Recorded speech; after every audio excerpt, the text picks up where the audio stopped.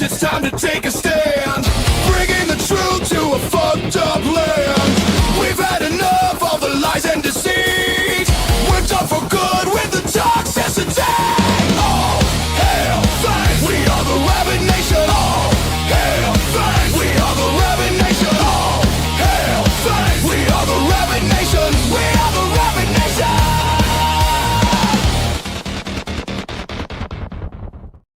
All right, and welcome to the Rabyd Nation, and welcome to all of you who are citizens and adherents to the Rabyd Nation, whether you're a subscriber or member. Welcome to the Rabyd Nation, where we have only one religion, and that is our Lord God, the atheist God, Fangs, who doesn't even believe in himself. And so there you go. And I am your host, Ed Rabyd, a former pastor, turned atheist, now compassionate anti-theist. I am also the Rabyd Atheist, and Fangs is the Rabyd Atheist. So we are together and united. So there you go for that intro. And this is Deconversion Hangout. This is where I have some pretty strict guidelines about theists. This is designed more of as a support group for anybody who is deconverting and or who is going through the process, or has been through the process, or is interested in said process of how people deconvert from religion and things like that. I'm no expert, I'm no psychologist, but I've been deconverting from Christianity, for 10 years now, working on a decade. So I have some experiences, and other people in the chat have experiences. We're here to kind of support each other. Because of that, there are rules. You have to be a subscriber for at least 20 minutes before you can participate in chat. And then there are very strict guidelines, like no preaching, no trying to proselytize people back into the faith. Please don't do that. That's just rude. So there you have it. There's also a goal in the chat. If we reach the super chat goal, I will wear the hat chosen by the poll for the rest of the stream. And that is my way of asking for money without being overt about it all the time. So there it is. And there's that. I suppose everybody on everybody's mind is the fact that we're all still here. So we'll talk about that, and how afterlife beliefs and beliefs about the future are kind of part and parcel to deconversion. I know I had to get over a lot of them when I deconverted, but let's get a quick roll call. We have Fred. Welcome, Fred, as always. Evan is here. Let's see, Anne Marie is here, my fellow Michigander, and then there is Rimmer is here.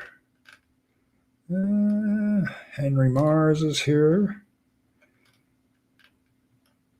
And I think that might be it for now. Kind of a light crowd tonight, but I tend to be that way with my streams. By the end of them, there'll be 40 people here. So we'll see what's there. But yes, another failed rapture prediction.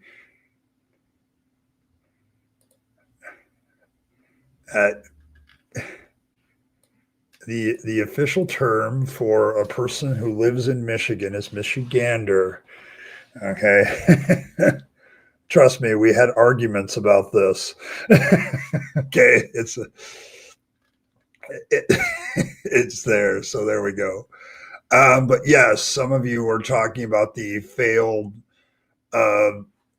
rapture thing, and I want to offer my deconversion help services to those of you who believed in this rapture nonsense and got burned again, or burned for the first time. I have a little secret to let all of you know something about this. All that stuff in the Bible, yeah, a good chunk of it's bullshit.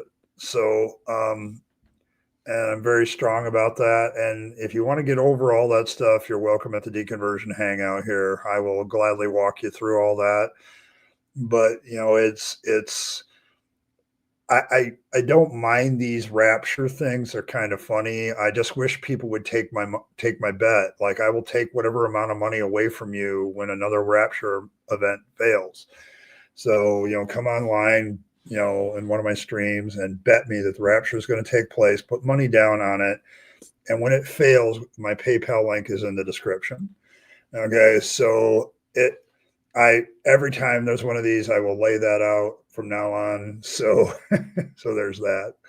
But yes, so there you have it. But yes, but afterlife beliefs and beliefs in the rapture and things like that. I know, like, there have been several predictions by the JWs, for instance, that have not come true, and it's been shattering to a lot of people's faith. But end time predictions are definitely part of the deconversion issue. Okay. So, might have had a more effect on my life, but seems not. Yes. So there's that. But yes, it's once again, we've had another person get out there and say the rapture is going to happen on a certain day, and it hasn't happened. I lost track of this. I joked earlier, like, I've got like a bunch of cards now. I did this on my Facebook page too. If you get 9 survived raptures, you get the 10th for free. So card, and I've got a lot of these cards. Fangs has more of them than I do. But the rapture belief actually is not that old, theologically speaking. It's like 18th century. It's like 19th century that somebody came up with that. I can't recall off the top of my head right now, but like, there was some woman and a bunch of people that came up with the idea of the rapture belief, and it's somehow caught on in the United States, and it's been around ever since. So, so there's that. But yes, let's see. Yes, we are the Rabyd Nation. Fangstafarium, yes, or Fangsology, whichever term you wish to use. You're an adherent, personally. Just hanging out with people that are deconverted tonight. It's kind of my thing on Thursdays. I enjoy it. Plenty of without being overt part about it. Yes. Hey, Earl, good to see you. North Carolina. Yeah, I got double North Carolina then, because Earl's from North Carolina too. So, yes, I am a resident of Michigan in the United States of America, that wonderful state that's surrounded by lakes and looks like a mitten. So, there you go. Hey, Skeptic, good to see you. You're still hiding? Okay. There's Martin. Welcome, Martin. I don't know. The Rapture Survival Guide. Don't believe in it. The real funny part about that, Henry, was there were actually TikTokers that had like 5 tips to get ready for the rapture, and it's hilarious, And today I decided to look it up. People that believe the rapture talking about the rapture now that it failed again, and sure enough, there's TikToks abundant, YouTube videos abundant, and another rapture prediction, and we're still here. Okay. First tip in your rapture survival guide: don't believe any prediction about the rapture. Realize it's the nonsense that it is, and you'll be a lot happier. There were some like WebGs. Okay. Yeah, I saw him do that, Brandon, on Mindshift. I haven't checked it out yet, but I'm like, you know what? I know what he's doing. I already know what he's doing because I do the same thing. It's a dangerous belief. I'm giggling about it and laughing about it, Fred, but the problem is there are some people that will so sincerely believe this, they will run up their credit cards, they'll run up their debt, they'll buy all this crap, to be comfortable at the end before they get raptured.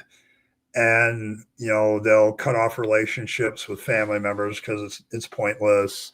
On and on the list goes. And it's a dangerous belief in the regards that people will do certain things that they normally wouldn't do. And then after it fails, they're stuck. And a lot of people lose their faith over stuff like this. And, I'm all for rapture predictions, because if it causes somebody to rethink their faith, they go through the deconversion process. I'm all about that. Okay. It's when religious groups lay their cards on the table like this and then it fails, that, yeah, it's a great one for me, because it shows you there's that. I keep putting that out there. But if you really believe this stuff, you wouldn't have a problem laying your money down. And it's really, what it tells me is that they just don't really believe it. Okay. They're playing games. You're taking routes. Okay. There you go. The lovely I Killed Earl movies, but that's about it. Yeah. So the pre-tribulation realm was popularized by John Nelson Darby in the 1930s, a 19th century preacher and leader of the Brethren movement. Okay, there we go. Aso on the spot with the research. Thank you, Aso. But yes, it's only been around that long. Like, it is not there's always been a final resurrection belief in Christianity, but there's never been this rapture thing, where this pre-tribulation thing, and then of course you got the 7-year tribulation and the 1,000-year millennium. I grew up in a church that this was the thing. Like, it was, the Assemblies of God is very much about this stuff. And we had preachers come through preaching that stuff. We had, I lost track as a child how many rapture predictions there were inside that context. And, it never damaged my faith back then, because I can read the Bible, and Jesus is pretty clear that nobody knows except the Father. And so when somebody else comes along and says they knows, they're making Jesus into a liar. So, and I would always bring that up whenever I heard a rapture prediction when I was still in the church. That said, a lot of people get caught up in this stuff and they get fooled. And it's all thanks to John Nelson Darby. Thanks, pal. Just love him back. Yes. Have had so many wrong predictions. They're now thinking about changing the name to the Indian. Oh my goodness. There's so much truth to that, though, Rimmer. It's like, when I hear predictions of the end times, predictions of the rapture, my main concern, my very real main concern, is the fact that some people believe it so strongly that they end up just changing their life. Like, it's a life altering experience to them. And they for the next few days before this rapture is supposed to take place, they're not themselves. They're a completely different person that believes in something so strongly. Like, they don't take care of stuff. Okay. Like, they don't deal with life. You can tell the people that are caught up in this are into escapism. There's something about this life that just bothers them so much that they just want out. Okay. And I get that feeling. I've had that feeling. I still get that feeling. I live on planet Earth, and it's kind of nutty sometimes, especially seeing it's ruled by humans right now. I think we might have been better off under the dinosaurs some days, but it's like, we've gotten into this mode where, and I get it. There's a lot of people that used to come into my church. They were just tired of the world, and they would come to my church. A Pentecostal church is a great place, if you believe in nonsense, to escape for a while. Okay. Like, it's, I'm like, pick a fantasy fandom, dude. I mean, like, so it's that kind of thing. But I used to have people, excuse me, there. It was all about escapism. Like, it was always, I can't handle my life and I want to come here for a while and forget about it. And that's fine. I mean, we all have that. We all have let's move along. Thank you. But yes, but the prediction element it just amazes me that people just haven't caught on to the fact that this is BS. And so I'm kind of done with all of that. Okay. But I recognize that from a deconversion aspect, this is Deconversion Hangout. There's something very dangerous here where you can convince people of a faith simply because they don't like their life and want to get out. They don't like the world and want to get out. It's like, I get it, but I also, great method for developing yes. I believe in the tribulations. I hope someday we get tribulations. Yeah, the tribbles would be nice. The rapture, you see.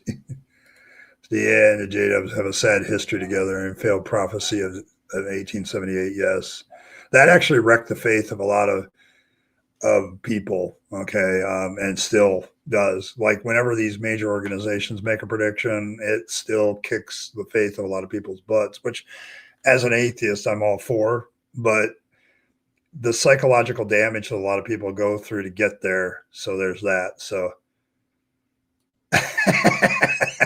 Is that their punishment now? Remember, if you believe in a failed resurrection technique, you have to watch Left Behind 24/7 for a week. I don't know if I'd wish that on my worst enemy. So, hey, Wolf. Hey, Shady Vista. Come back and the SDA's interpreted Daniel 8 and Revelation. This is probably a face-saving measure to deal with the cognitive dissonance. Yes. You're going to see a lot of these TikTokers take to TikTok and you'll see cognitive dissonance all over the place. It happens all the time. When you're dealing with deconversion, people fight anything that goes wrong. Like there's tons of cults that have predicted the end of the world or whatever, and it didn't happen, and then they had to go revise stuff. It's just when the major ones get noticed, but this happens all over the place. Need to pick the next corrupted vegetable. Okay. How about I I can only do one poll at a time, but yeah. So there's that. But yes, we do. We've already done the JW. Who have we done? We've done the JWs, the Catholics, the Mormons. We tried to do the Pentecostals, but it didn't quite work out. Because Pentecostalism is just way too varied and weird. So, and I agree with that. So, I don't know. We'll have to say. I guess some people can sound off their favorite vegetables, but from my point of view, I would, considering I live in the United States, the Southern Baptists would be a good target. So they're easy. Similar round. See, Russell had an Adventist mag in the 1870s. Yeah. You're right. The Millerites had two failed end of the world in 19. They are crazy. Okay. So cognitive dissonance. Yes. Yeah. Oh, you want to do the 7-day Adventists? They might be a good one too. They've had a lot of end of the world predictions that have failed as well. So yes, Southern Baptist, SDA. Yeah, we could do those. Yeah, because we've gotten other corrupted vegetables. I mean, we've hit a good chunk of them. Let's see. We've had let's see, we did the Catholics. I still giggle with that one. Let's see. And we've done the Mormons. And let's see, where's my Watchtower one? One that was recently released. Where are you?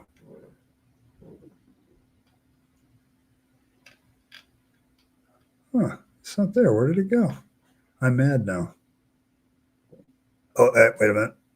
Wait a minute. We got this. There it is. There we go. I agree with you, Earl. The problem with the Pentecostals, Earl, is there's so many variants in Pentecostalism. There's just nothing. You'd have to get real specific and pick like a denomination of Pentecostalism and go after them. And I realized the problem after we got knee deep into that one. But yes, But there's our JWs. They've done after, you can see all the predictions they did. We have done the Mormons and we've done the Catholics. We did the Catholic and the Tomato Pope in honor of the new Pope. So,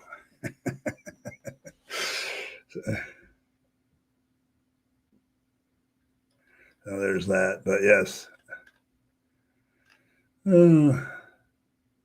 Hey, Michael, good to see you. Johnny and Ray's here too. Yes, the Mormons used to do that. Definitely do the SDAs. I'm seeing a lot of 7-day Adventists, Earl, and they're probably easier to do. So all along the Watchtower, yes, we'll go back to that one. So there's that.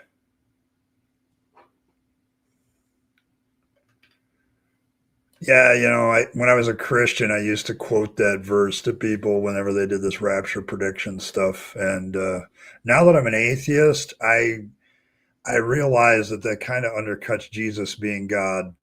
So he's not omniscient at that point. So if I knew that Jesus would return at the rapture, the Bible would be a lie, I suppose.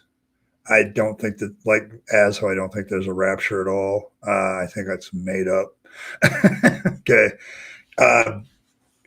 It's like we said, we're talking 19th century theology here, just a couple hundred years ago. So you thought about putting Jimi Hendrix in this one along the Watchtower.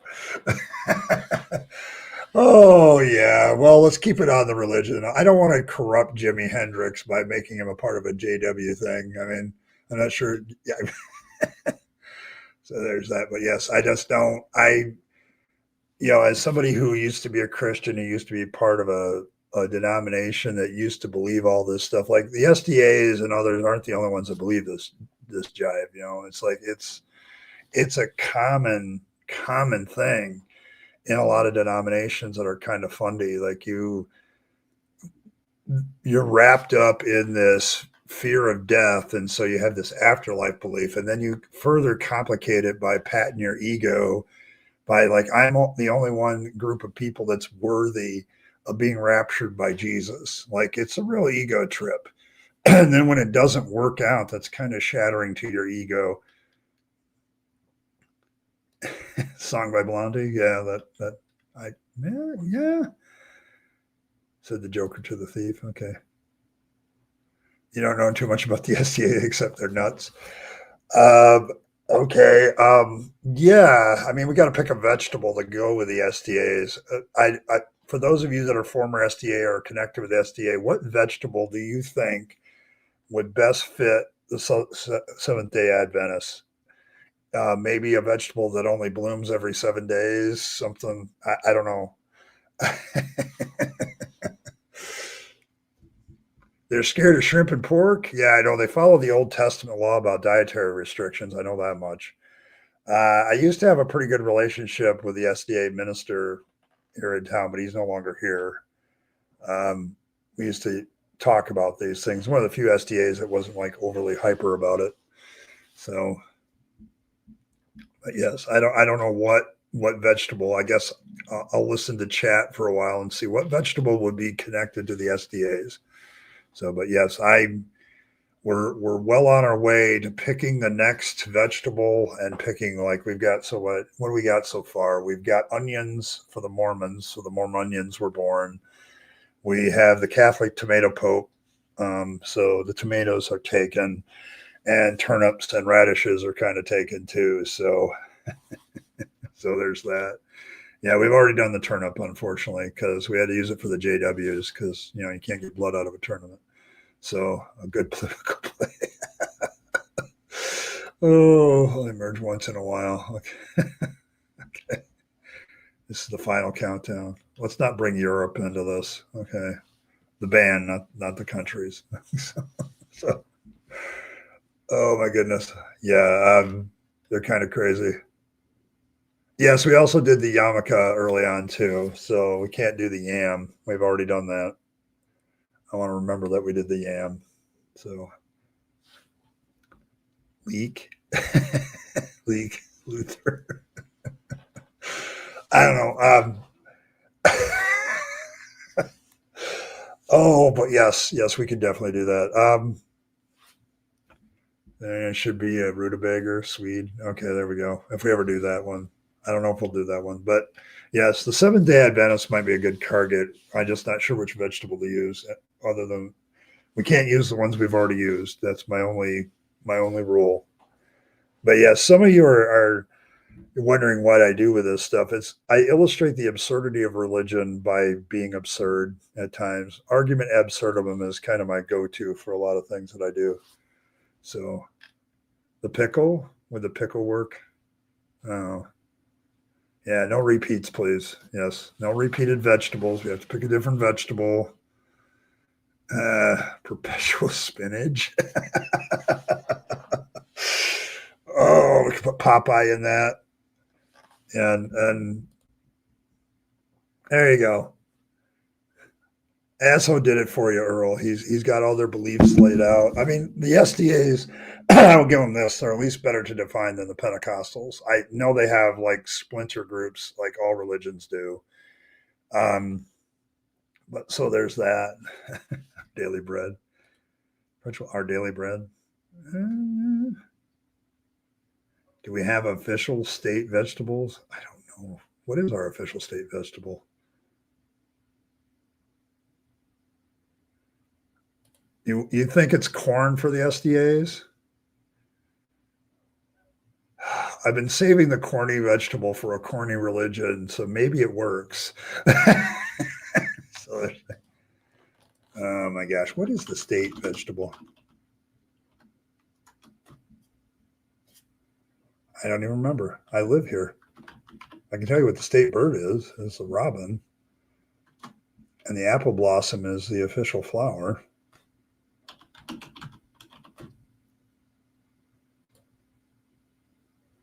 Kale. Yeah, that's a real awful state vegetable. Who came up with that? Kale? Are you serious? Oh, there needs to be a new law. Oh my God. Yeah, corn might work for the SDAs. We kind of put corn in the potpourri, but the Catholics are officially tomatoes, so we can still do corn. Yeah, it's like Michigan state vegetable is kale. I don't know who picked it, but we need to find them and have a discussion. Oh my God. You want to repulse people from the state? It's a good thing we got the Great Lakes for everybody to boat and fish in. So, so oh, really? I remember Edison and his cornfield. There we go. So you got a link for the SDAs too. So that'll be fun. I mean, there are so many of these that have like afterlife beliefs. So, and a lot of I don't know, I think corn might fit because my experience with the SDAs is they're like all over the place with their theology, and some of their theology really is kind of corny. It's weird. So you might find we might have some good luck with corn and the Seventh Day Adventist. I think we might do that. So I don't know how this is. Um, uh, the reasoning for kale as Michigan state vegetable is it's a symbol of our agricultural heritage. Apparently, we've grown kale here forever, and it thrives in our cooler climate. So yeah, I nope. I don't. I remember trying kale once, and I won't try it again. So uh, yeah, but yeah, there might be a link there. We'll look at it. It takes a while for Earl to kind of let her creative juices boil. So I leave her alone because she gets temperamental at times when she's being creative. So I leave her alone and let her cook. Um, yeah, okay, corn wins. Okay, Kellogg was an SDA. That even works. And he's a Michigan guy too, because Kellogg's Cornflakes is right down the road in Kalamazoo, Michigan from me. So Like I can be there in a couple hours. So there you go. Yes, his cornfield experiment, the great disappointment, plus Kellogg's cornflakes. Yeah, I think we have a winner. We have a winner. SDAs and corn. So I will let Earl go cook on that. So and I will leave her alone until she's done cooking because I'm smart enough to stay out of the kitchen when people are cooking. So yeah, because of Kellogg, we can put a cock in that one too. We can definitely put a rooster in that one. That'll be even more funny. So there you go. Oh, so we have cornfields, corn, and more corn. And the corny dad jokes can come out, Earl. We can do all kinds of things with that one. You have fun. I'm going to sit back and watch in amazement, I'm sure. And all of this brought about by the fact we've had another rapture prediction fail. I posted on Facebook my little card, like if you survive 9 failed raptures, you get the 10th one for free. I thought it was hilarious when I saw it, and I stole it. So yes, the amazing, corn mazes. I mean, come on, there's just so much to work with. So yes. And say Kell believed a bland diet could produce sinful thoughts and passions, including sexual desires, by lowering libido. Yeah, that's why I kind of stay away from Kellogg's just crap. Yeah, their corn didn't pop. Yes, exactly. That's what I'm saying. But yes, Kellogg was very anti-sex. So something wrong with that guy. He must have had a bad experience or something. So, or he had a problem and he was trying to hide it. I would probably go with that. You made some rapture pumpkin bread. See, I love pumpkin bread. It's one of the few things I can still eat. My list of things I can still eat without my stomach doing flip flops is getting shorter every year. So, and pumpkin bread's still on that list. So, yes, he was a limp noodle probably. Yeah, he's, definitely corn is the winner because Kellogg's was a Seventh-day Adventist, so that's an easy target. Cornfields predictions. This is going to be fun for you, Earl. Just read and be inspired. So, but yeah, it's either the limp noodle problem or he had a problem and he wanted people to think that he didn't have a problem. I've dealt with that issue where people come out against like adultery and sex and all that stuff, and usually within a year, it doesn't always happen, but usually within a year, something blows up in that person's ministry. Yes. Was he gay? Was it possible? I imagine. I don't know. I don't think you can be gay and be an SDA because the Old Testament's pretty clear on what happens to homosexuals. So it's quite possible that he was, and he was hiding it. Like, this is the real problem with historical figures. You don't necessarily get their sex lives, and you kind of know what their stance was, some of them, on sex. But yes, insert pun about adultery here, like the Apostle Paul. Oh man, afterlife beliefs. So there's that. You can like cornflakes. I'm just saying that you need to understand, Fred, that Kellogg made the cornflake with the idea of reducing human libido. Like, he felt it wasn't healthy that we wanted to boink all the time.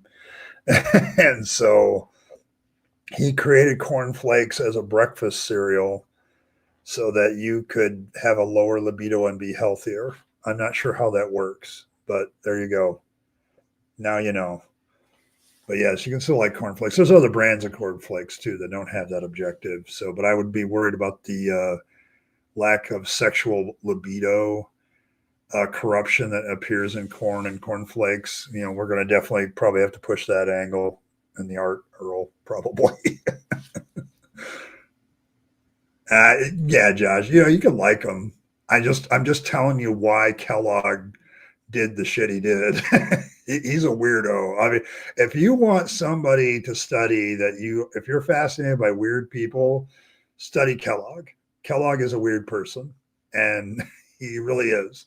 He created a company that's very successful at doing breakfast cereal, but it's like the guy who started it all is kind of a strange duck. He's like a weird duck. So there you go. Yes, they are very liberal about the alphabet community, which is kind of surprising. So widely shared tale of how Kellogg's corn were invented in 19 as a chase cereal. Rumor is that a bland taste and mixture ingredients were meant to promote pure healthy stuff, lifestyle, and decrease the consumer's interest in sex and masturbation. I wonder how that worked. I wonder how that worked out. Has anybody ever done a study to see if cornflakes actually reduce the rates of masturbation? Has anybody ever done that? I just want to know if we have had study for people who eat more cornflakes all the time, don't masturbate as often. I want to know if that works. So I think that would be a very simple, verifiable study. I'm just saying. And you're endlessly hot for Angela. There you go. Yes, they were, which is really weird. I mean, when you say surprisingly liberal, like not liberal in the sense of people who support them, but yes.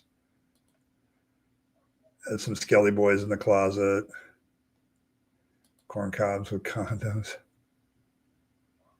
Roach Road to Wellville with Matt Project. Oh, okay. All right. Yeah, there's plenty of research to be done on Mr. Kellogg. Like, I'm sure there's been a documentary or two. Yeah, the thing is, you throw sugar on those cornflakes, and it's not as bland as it used to be. So, I have no idea. Kellogg thought so, though. It was his theory. If you create a bland breakfast cereal, people would have sex less often and masturbate less. So there you go. Now you know. Those practices, such as body piercing and tatting, and frame from the wearing of jewelry, including items such as air. So you're out. Well, Earl, there's another religion that doesn't work for you. Oh, it doesn't work for me either, and I don't have any of those things. But I appreciate when other people have them. So there's that. You ate Kellogg's for 10. So your personal anecdotal story is that you ate Kellogg's cornflakes for 10 years and you still didn't stop you from masturbating. Okay. There you go.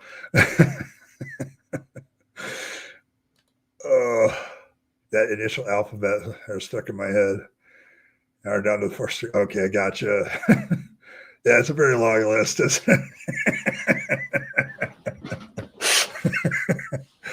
Yeah, how many pages is that now, Earl? Does it look like Santa Claus's naughty and nice list at this point? So there you go. Cause cancer, dropsy, back affliction, and inward decay of the head. So there you go. There's another factoid for you, Earl. Earl, you are going to have no shortage of weirdos in the SDAs to make corny jokes about. We're on to something here. This is going to be too fun for you. Oh, you meant the teen years? Okay. Well, there you go. You can fill a phone book. All right, there we go. Yeah, I'm kind of figuring. I would think so too. With all the carbs in them, if you have the longer sessions of lovemaking, I suppose wouldn't that give you? Yeah, I know, religion that doesn't work. Yeah, I don't eat that. I had to look at cereal when I was diagnosed with type 2 diabetes back in the day. I'm now pre-diabetic. I've lost enough weight and I kept it off, and so I'm just pre-diabetic and I'm not on pills anymore and all that crap. But it's like, yeah, you started looking at bread and cereals a little bit differently because there's a lot of damn sugar in them and you don't realize it. So, hey, thanks, Josh. That's why you're a person. That's two. Got three more to go before the hat goes on. Got plenty of time though.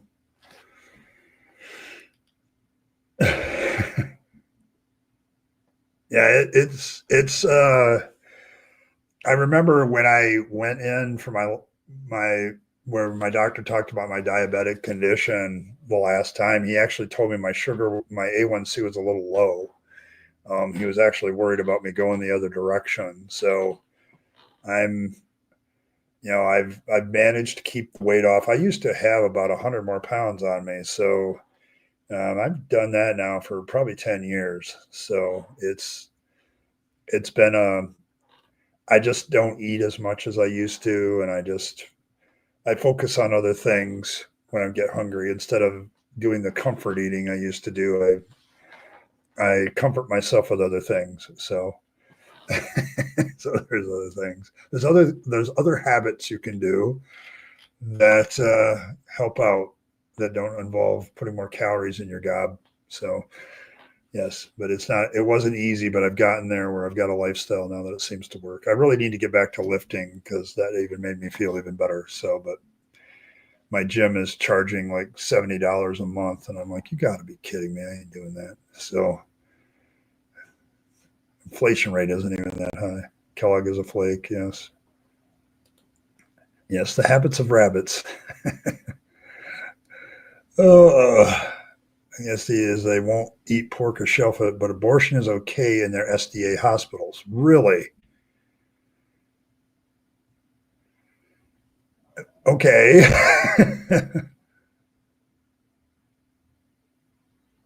Oh, Anthony Hopkins as Kellogg and Kamala in chief. Okay.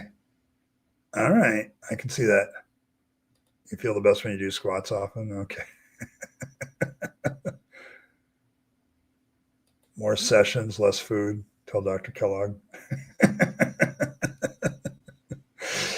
Oh, but only under life saving measures. Okay.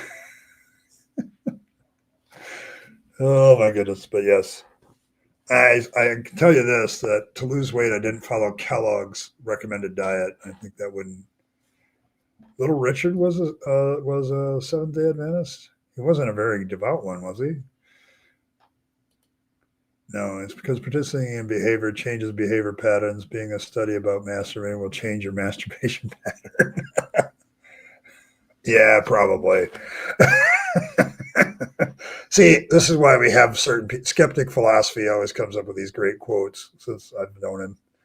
But yes, it's the problem with being part of a study is it changes your behavior if you know what the study is about, and we know that. So, like, if you're part of a study that involves cornflakes and masturbation, um, then you'd have to be honest about that. And in certain contexts, being honest about masturbation will be label you as a sinner. So you can't be too honest about it. And yeah, I can see that's the problem with studies is it changes your behavior. You are absolutely correct. So you'd have to find a way to study people with this without letting them know, and that would just be creepy. So I definitely can see some ethical concerns about that. So you'll live with an SDA and it's plenty annoying. So if Earl does this, Anne Marie, are you going to be absolutely down with the humor that we come up with? Because it's going to be over the top, like always. You know, people ask me why I do the humor stuff. It's a good way to deconvert. Let's be fair. Like if you can make fun of your old religion, it helps the deconversion process. Like I laugh at my former Pentecostal faith all the time. Like the fact that I believed all that stuff, just it's entertaining. So yeah, I have a friend that says the same thing. When it comes to masturbation, there's two kinds of people: those that do and those that lie. So it's it. That's the thing about that because I've actually heard sermons about masturbation, like as part of the context of a sex sermon. You know what proper sexual behavior we're supposed to have as Christians and all that, and they would literally say this just proves how lust is just a part of our sinful lifestyles that so many of you still do this. And I'm like, there's no way for most of us humans to escape it. Like, like it's so there you go. You do it with your hubs all the time. Okay, we're good then. Earl, you go forward. Make fun of the SDAs. Do it with bravery. Frosted Flakes guy. Well, see, it's the same. Here's the thing, Philbert. It's the same cornflakes. It's just we're going to throw sugar on it, and then you're going to put bananas with it too. So, yeah. So there you go. I'm giving the moment away those my BP ratings because my BP monitor study I was a part of. Yes, and that's the thing about it is when you're part of studies, you learn how to do stuff that actually changes your behavior because you start thinking about it. Like if there's a lot of patterns and behaviors that we just don't think about, and then when we're a part of a study, it really does it. I want to study about the rapture beliefs. I think this might be an ethical study where we could go up to, people that are believing very sincerely in a certain date for the rapture, like they really believe it, and then ask them to document what parts of their behavior have changed because of that belief. I think that would be a very, very interesting study to do, including about masturbation and, how often are you getting with your partner now? Like, is this good for the libido or not, or what? Yeah. So, no, I was a Assembly of God Pentecostal boy. I was up. Oh gosh, I was in the Assembly of God probably from the time I was 4, and I grew up in one. I became a minister. Well, I was an ordained Assembly of God minister. So, yeah. Yes. Sweet corn with sugar and a fruit made of sugar and starch. Yes. They believe the Sabbath keeping is going to save them and get them into heaven. They consider the most important commandment. I say it because it's the easiest one to keep. Yeah, I United Pentecostal Church. Yeah, I'm with you, skeptic. I know what kind of the beliefs is like the whole second work of grace and being filled with the Spirit and sanctification and all that stuff. I studied all that in school. Like that's why poor Earl, when she tried to do Pentecostals, got as we're trying to do cartoons and stuff, she got totally overwhelmed because there's so many varied branches on the Pentecostal tree that it's really hard. So yes, I get it. I understand the kind of environment you came out of. Okay, because I came out of that environment too. So do you think they masturbate more before the rapture? I was just hoping it was helping like couples get lucky more often, if they believe this stuff. So like, are you making love to your spouse more, because, the opportunities to do that? Yeah, probably also because the Frosted Flakes and the bananas might do that. Bananas, I cut bananas out of my diet and my sugar level dropped. I'm just going to leave that there. So there's just a lot of carbs in a banana, and yeah, there's just a lot of stuff. Well, oh, that's right. I forgot the Branch Davidians. Are they SDA? Yeah, aren't they? The leadership denied it, but okay. I was apparently Church of Young until I quit Sunday school at 7 years old. Okay, there you go. So, yeah, I mean, yeah, there you go, Earl. There's another one. You got David Koresh was an SDA. So between Kellogg and David Koresh and a few others, it's not like you got a shortage of material here. The thing about it is all Henry VIII wanted was a divorce. Like, because he had all girls and he wanted a boy. And then the boy he got, what a joke. So, like, you will bake me pumpkin bread to take home. And you're right down the road. Like, they're like an hour drive away from me. Like, that's not too far.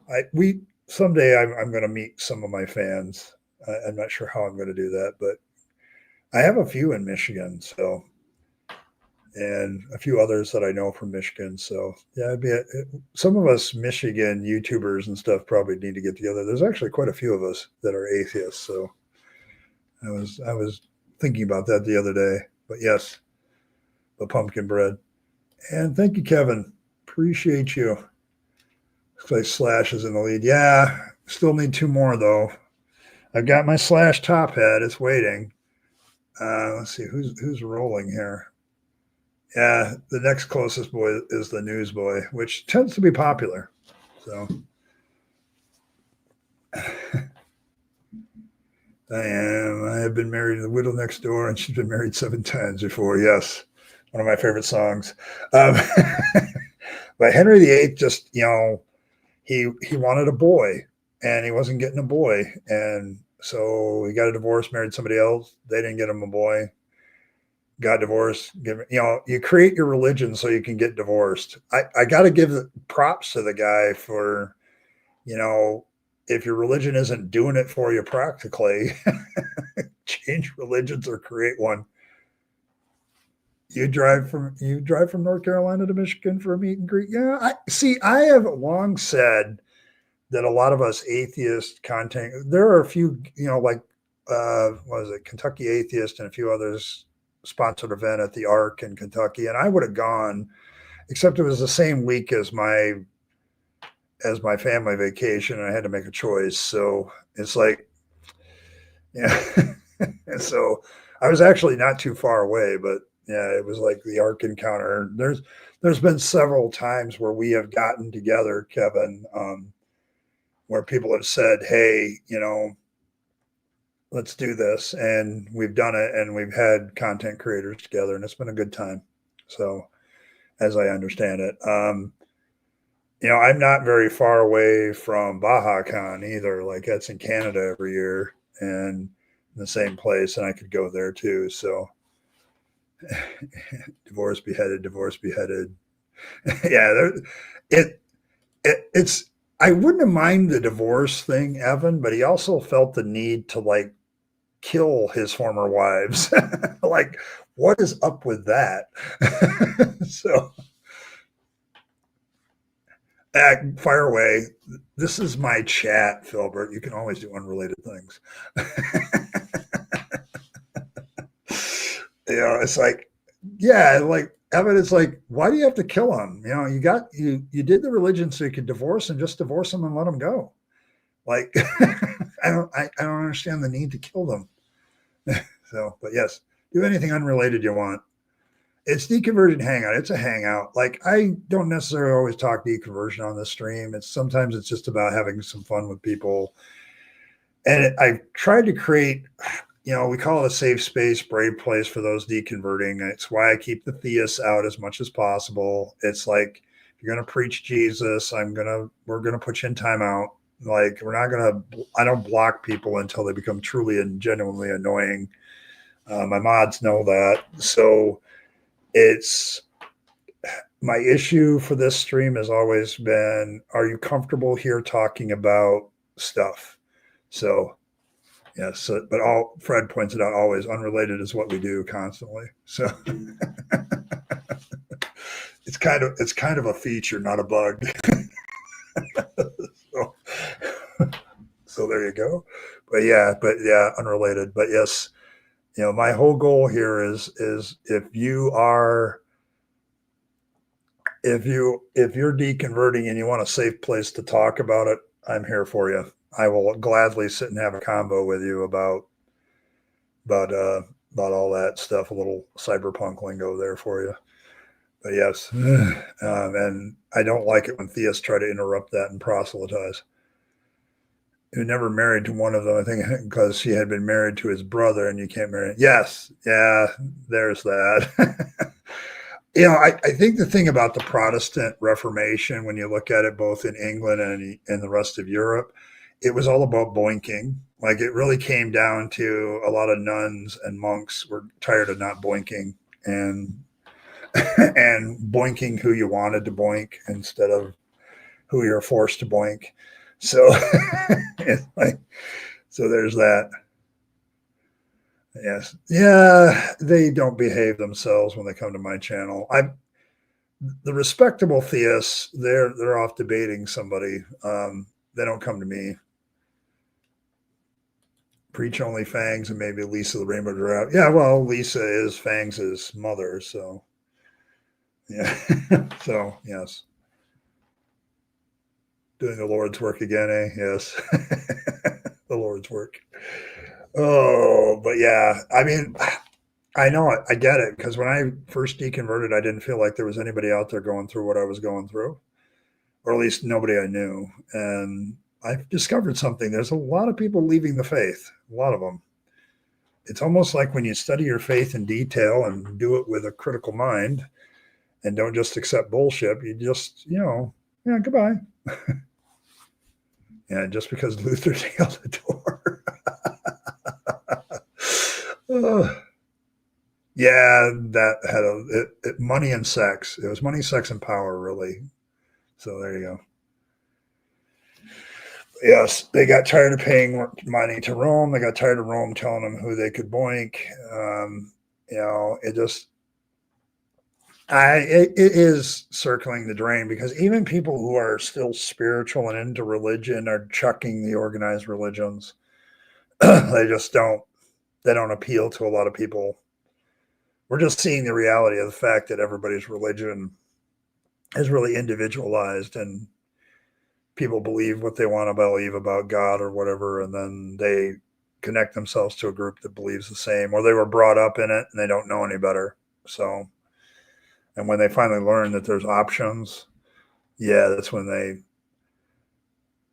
they start to doubt their faith and they doubt a bunch of other things. So it begins to go south. So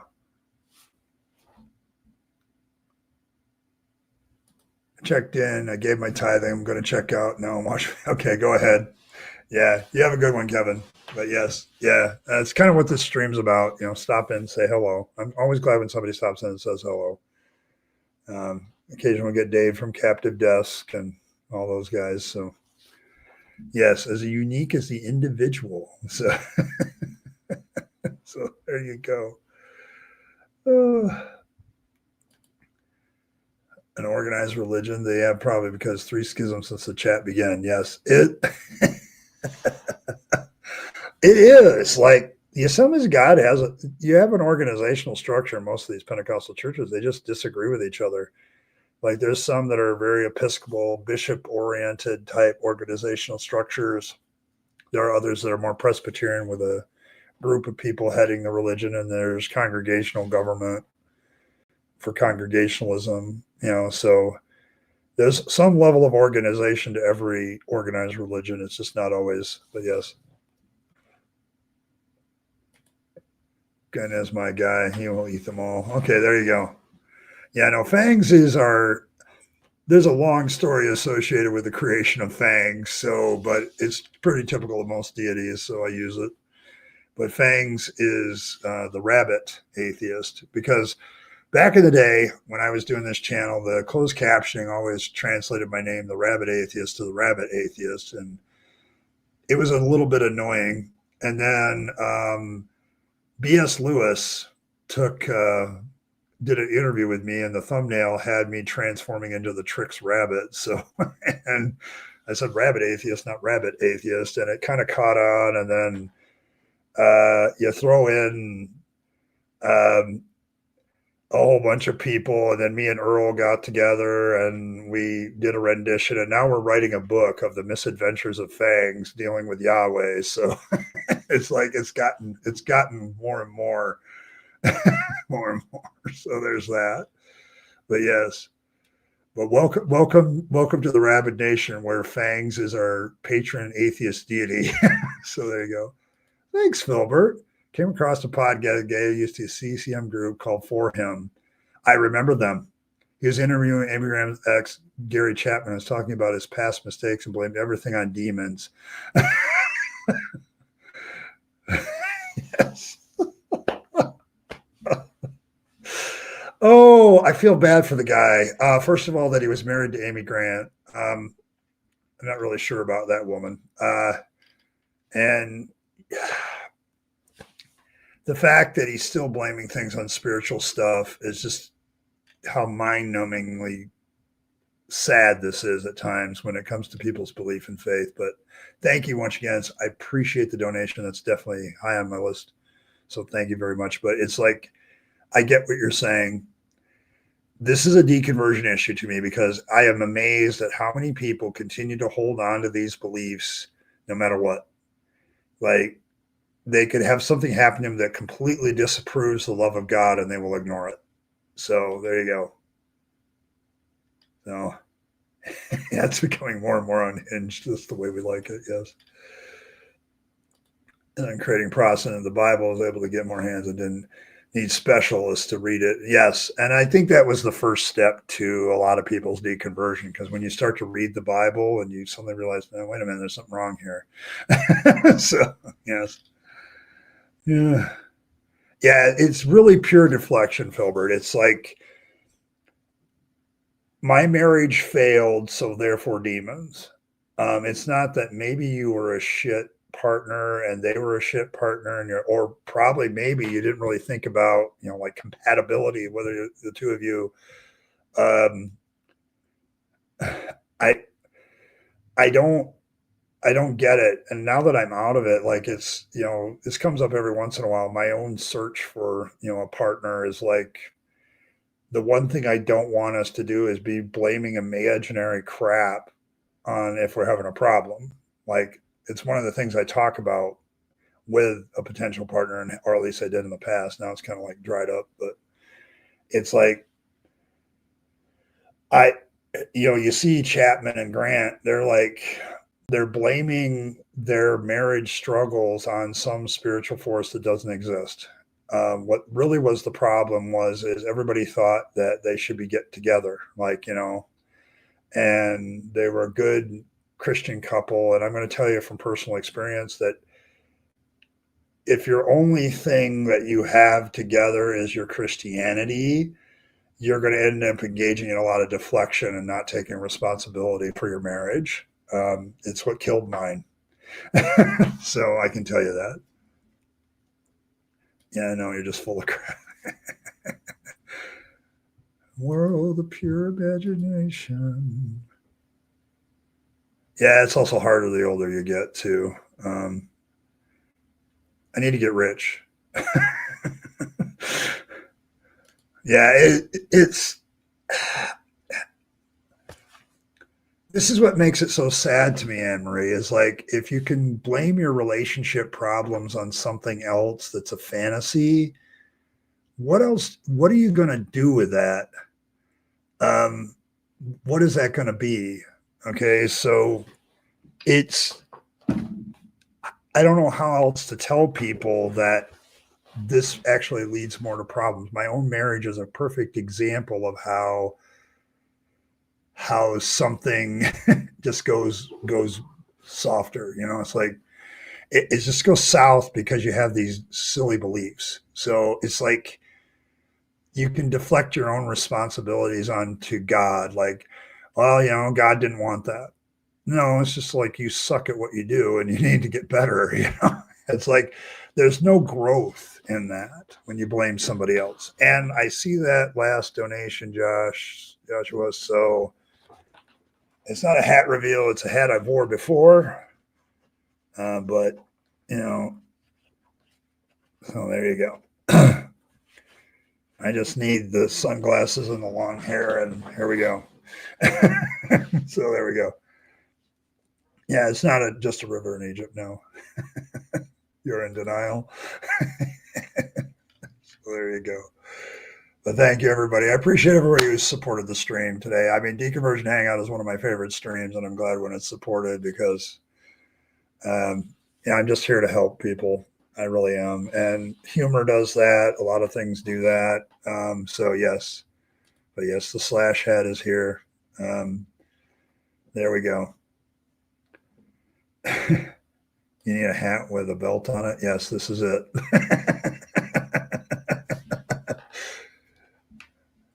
Oh, C4. Yes. Not B4, C4. Okay. Oh, Evan.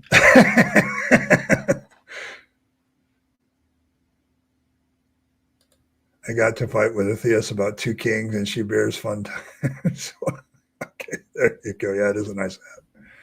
Yeah, I'm excited because we're almost truly and genuinely into October, and October is my favorite month of the year because Halloween comes out, and we have some people in town that absolutely do it up for Halloween decorations, and I always drive by their house just to drive by their house.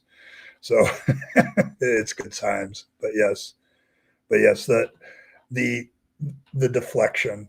Yes, I've got these conches on this thing that'll deflect about anything.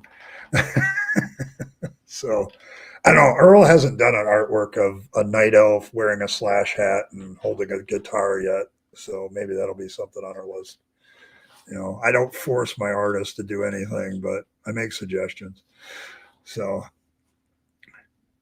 okay. So Mike Warnke is still blaming demons too. He's forced by the bean counter to exaggerate his testimony. Dude, you lied. Okay. I'm not, he lied. Okay. And for once,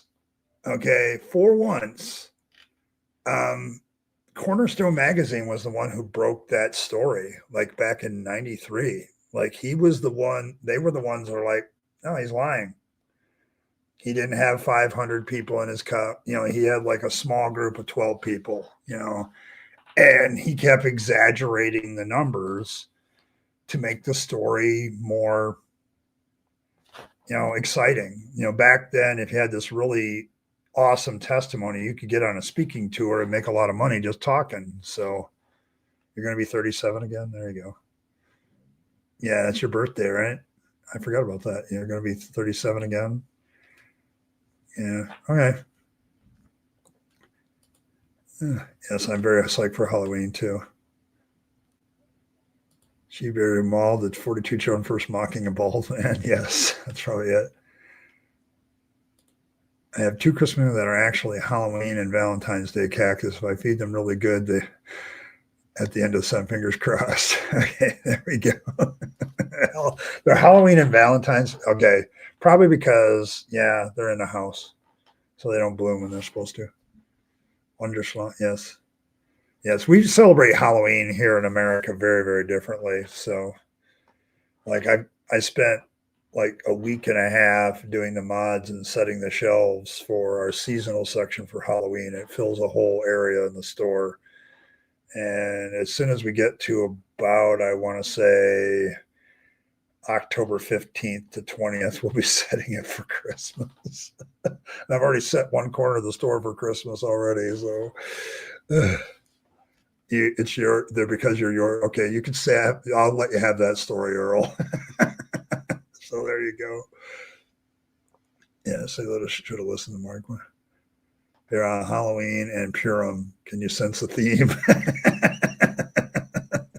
Yeah, see you later, Fred. I saw that you were leaving. Yes, and yes, Saturday I will be continuing my romp through Pelagia's video.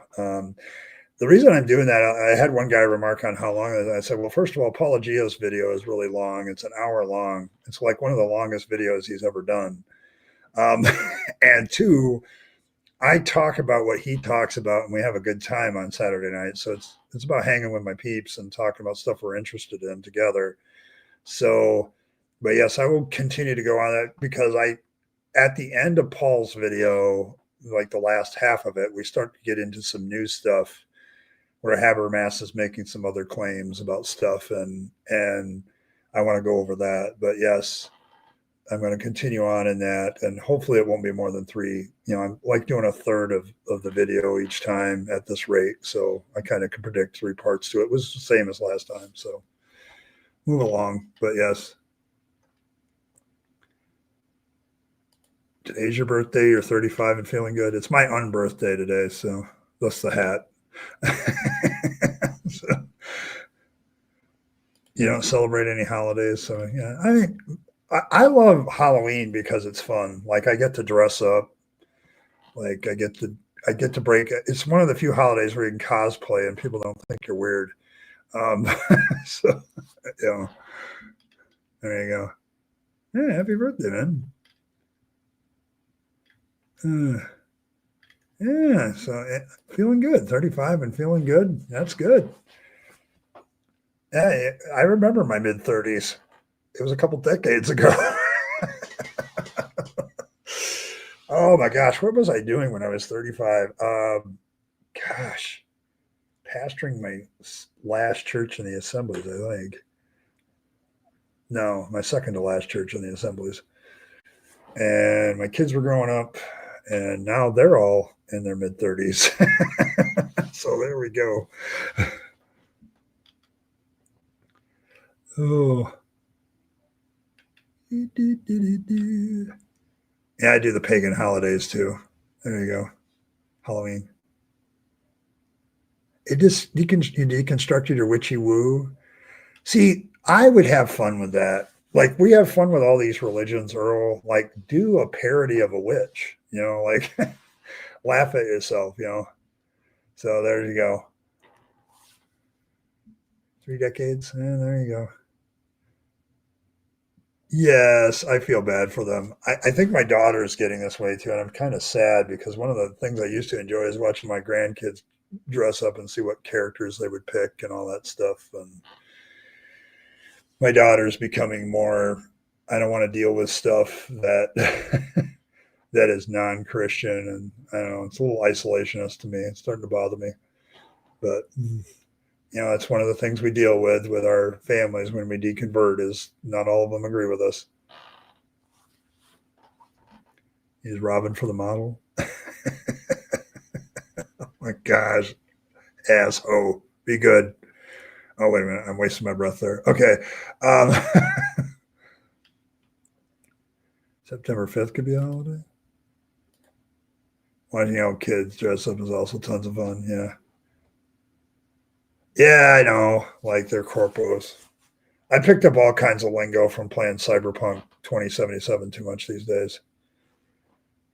I actually use the word gonk at work the other day. That's kind of gonk. And I'm like, wait a minute. I'm not sure everybody knows what that means unless they played the game. Not the same as grok. So quite the opposite, in fact.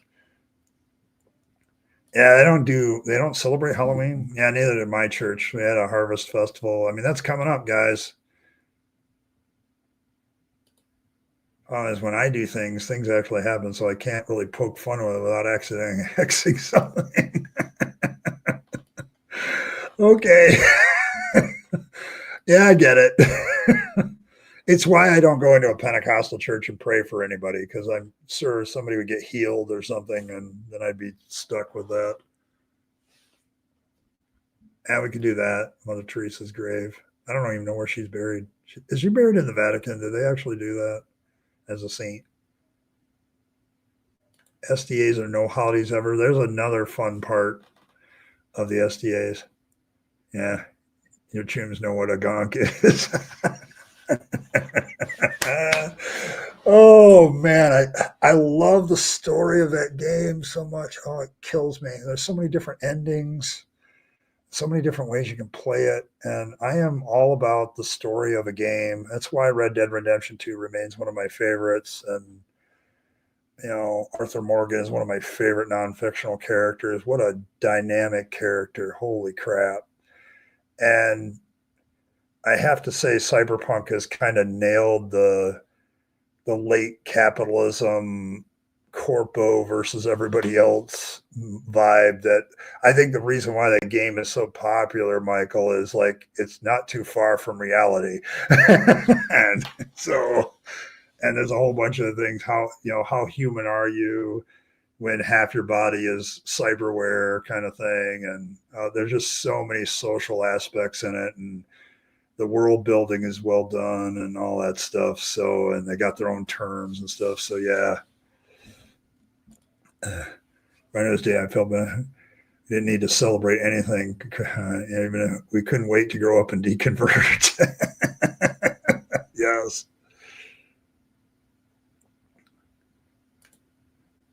Yeah, the slang is still the same, but yeah, what goes around comes around.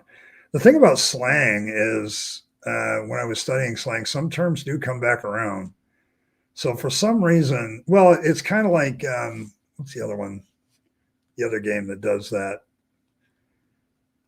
Yeah, like the Elder Scrolls series, you still have similar slang terms all the way, no matter what time period it is. So I don't know if it's an interpretive element, like it's a different word or whatever, but yeah, slang has a tendency to move around, but what it does have a circular pattern. So, tends to be reflective of technology. So, but yes, I mean, but that's it's there's always oddities in games. So there's that. So, but yes, I mean, I love Keanu Reeves as Johnny Silverhand. Oh my gosh, he nailed that character. It was just well done. So, word to moms, word to your mother. Oh, well, fiddlesticks. Yes, we still use. Actually, and that's kind of the thing. Evan points out something about slang. We still use some words that are probably 150 years old as slang. So some of it survives. All right. Trying to see. I work on you, Earl. We'll figure out a way to poke on your. We'll figure out a way to make fun of your witchy woo past. Slang 100 years ago was more common, part of the language. Yeah, maybe sometimes slang stays forever in the language. So yeah, check my messages. Uh-oh. What do we do now? What did we do?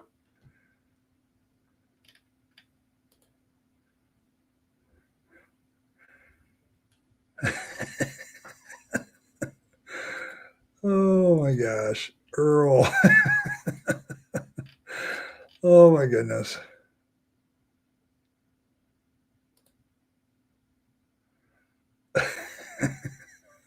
I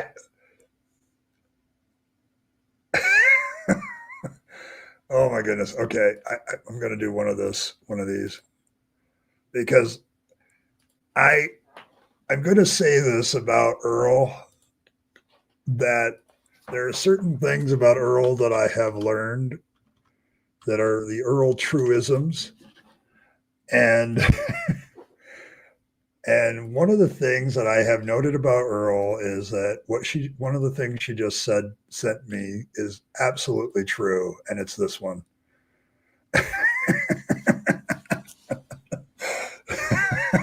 So there you go. Um, but yes, this is very much Earl.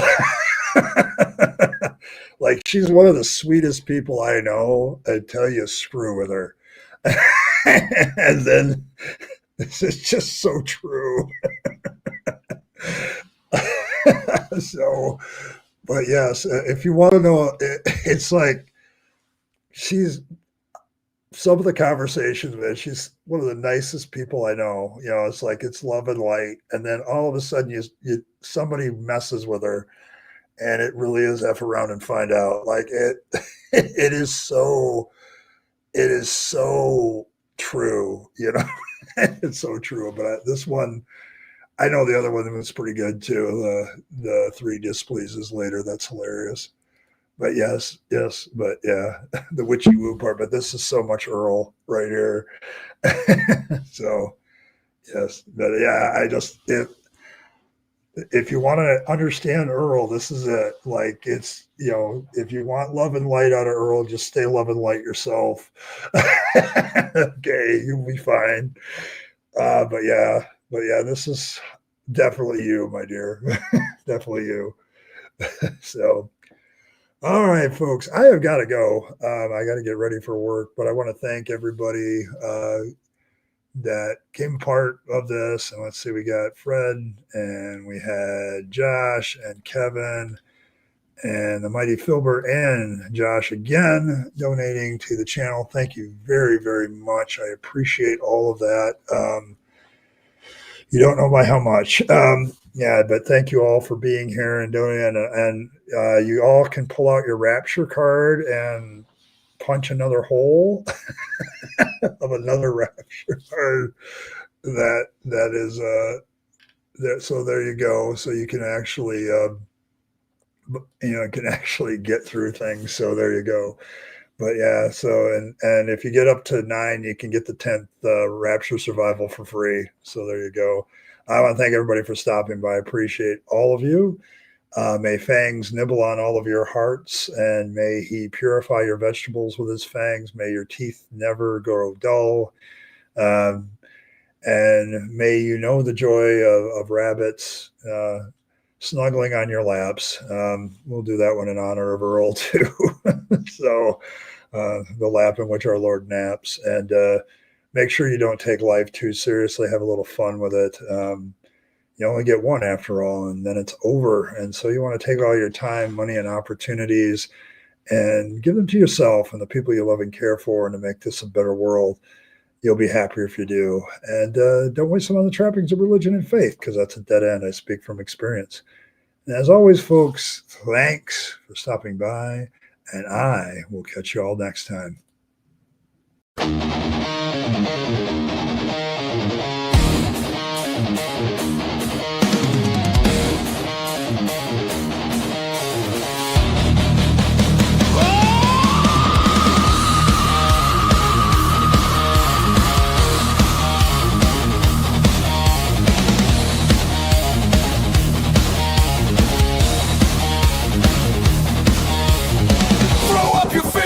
It's time to take a stand, bringing the truth to a fucked up land.